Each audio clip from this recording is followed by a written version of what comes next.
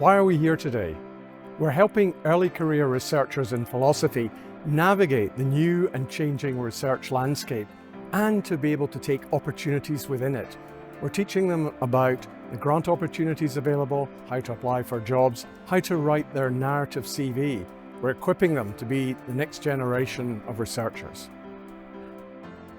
I wanted to come to this event because I think the next stage in an academic career can be quite daunting and opaque, and what I was looking for was a bit of demystification and some tools and strategies for planning the next steps. I think the biggest thing I've got out of it so far has been a sense of purpose, a sense of belief in myself and my friends that we can do the next step. We've met some really great people, and just the information that we've had about grants, about postdocs, etc. has, I think, really helped us prioritise and feel like we can do what we need to do.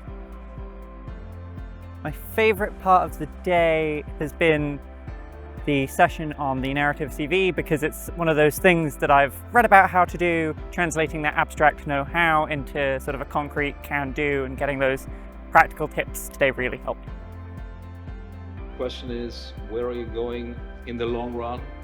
And that's the way to think about the feedback mechanism. And don't give up if things are difficult to start with. You've got to think of it in the long run and applying these heuristics that we talked about today. It can be kind of hard to join up the dots between different parts of philosophy, but also between philosophy and other disciplines and connections between philosophy and the outside world. And one thing that the traditional training for junior people in philosophy we feel lacks is that it may not facilitate junior people to be able to go out there into the world of national grants, of public engagement, of impact, of interdisciplinary work, which are things that are increasingly important and increasingly valued in academia, but also for the position of academia and academic disciplines in society.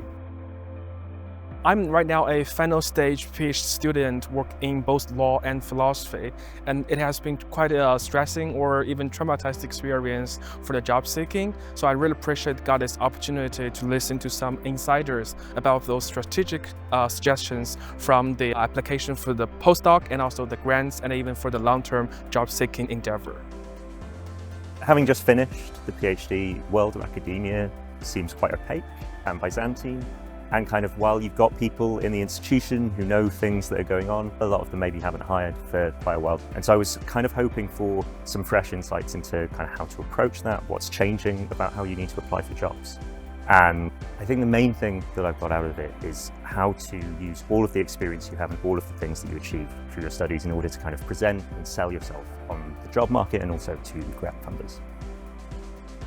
So one thing that we hope to have done today is to help people to think about the potential connections of their own research specialities, their own expertise with other people in philosophy, but also how to communicate that, how to connect those things beyond the boundaries of the discipline in ways that may not have been entirely obvious, but also prepare philosophers to be able to go out there and make an impact that shows the value of philosophy across disciplines and outside of the academy as well.